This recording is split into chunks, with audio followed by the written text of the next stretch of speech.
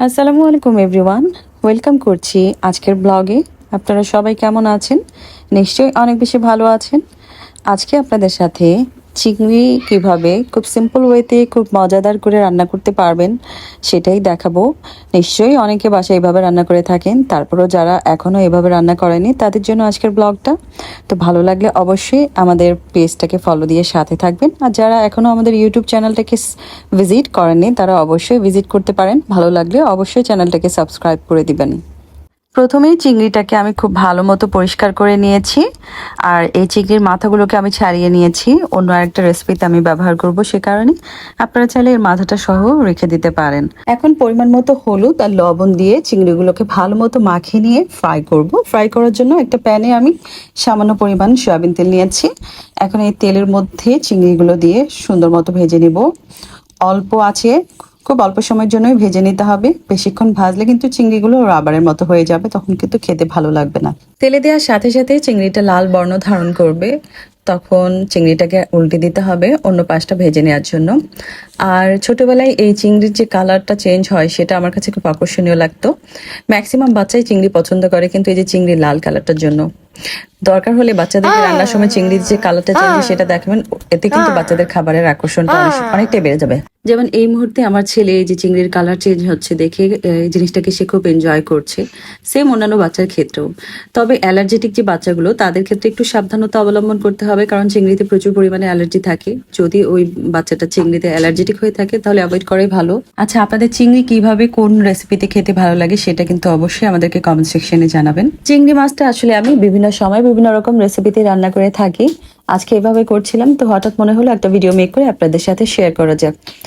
আসলে সকাল থেকে সন্ধ্যা পর্যন্ত এত ব্যস্ত থাকা হয়, রান্নাবান্না খুব কম সময়ের মধ্যে করে ফেলতে হয়। তো এরকম প্রিপারেশন আসলে নেওয়া সম্ভব হয় না যে আজকের ভিডিওতে এই রান্নাটা আমি করব এবং আপনাদের সাথে শেয়ার করব। বিষয়টা এমন আমার জন্য সম্ভব হয়ে ওঠে না। তো প্রতিদিনের জন্য যে রান্না বান্নাগুলো করে থাকি সেগুলোর মধ্যে থেকে কোনো রান্না আমি ভিডিও করতে পারলেই আপনাদের সাথে শেয়ার করি। মাছগুলো ভেজে নেওয়ার পরে একটা পাত্রে তুলে রাখছি এবং একই তেলে আমি পেঁয়াজ কুচি কুচি করে কেটে নিয়ে সেটা ভেজে নিচ্ছি।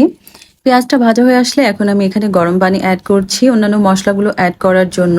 আর গরম পানি অ্যাড করার কারণ হচ্ছে মশলাগুলো যাতে করে পোড়া না লেগে যায়। যদিও এখানে আমি তেমন কোনো মশলাই ব্যবহার করব না, শুধুমাত্র হলুদ মরিচের গুঁড়া ছাড়া।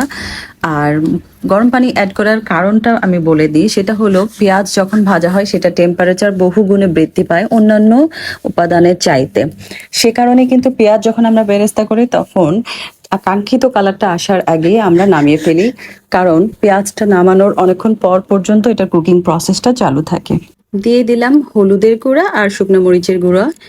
এই দুটো মশলা দিয়েই আজকে শুধু রান্নাটা করা হবে। কোনো আদা বাটা, রসুন বাটা কিংবা জিরা ধনিয়া এইসব কোনো কিছুই আমি ব্যবহার করব না, কারণ চিংড়ি মাছের খুব সুন্দর একটা ঘ্রাণ থাকে, যেটাতে অনেক বেশি মশলা ব্যবহার করলে কিন্তু এটা ঘ্রাণটা চলে যায়। ঠিক মশলাটাকে ভালো মতো ভুনে নেওয়ার জন্য লবণটা অ্যাড করছি। এরপরেই আমি এখানে ভেজে রাখা চিংড়ি মাছগুলো দিয়ে দেবো। চিংড়ি মাছটা দেওয়ার পরও আর একটু ভালো মতো ভুনে নিতে হবে। তারপরে এখানে আমি অ্যাড করব দুধ।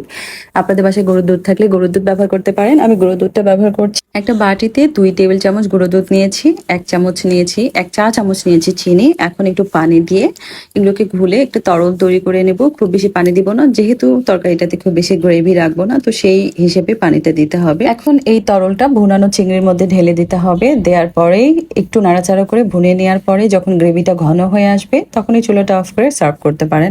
আর এখানে আমি মরিচের গুঁড়াটা একটু বেশি পরিমাণে ব্যবহার করেছি, যেহেতু আমি গুঁড়ো দুধ ব্যবহার করছি এবং চিনি ব্যবহার করছি, তো সেটাকে ব্যালেন্স করার জন্য যতটুকু মরিচের গুঁড়া দরকার সেটা দিতে হবে। তবে একটু ঝাল ঝাল হলেই বেশি খেতে ভালো লাগে। আর এটা কিন্তু আপনার ভাতের সাথে খেতে পারবেন, পোলাওয়ের সাথে যদিও বেশি মজার লাগে, তারপরও ভাতের সাথেও খেতে পারবেন। তো এই ছিল আমার আজকের চিংড়ি রান্নার রেসিপি। এই চিংড়ির এটা আসলে মালাইকারিটাকে আমি এভাবে করে থাকি, আমি কোনো সরিষা বাটা ব্যবহার করি না।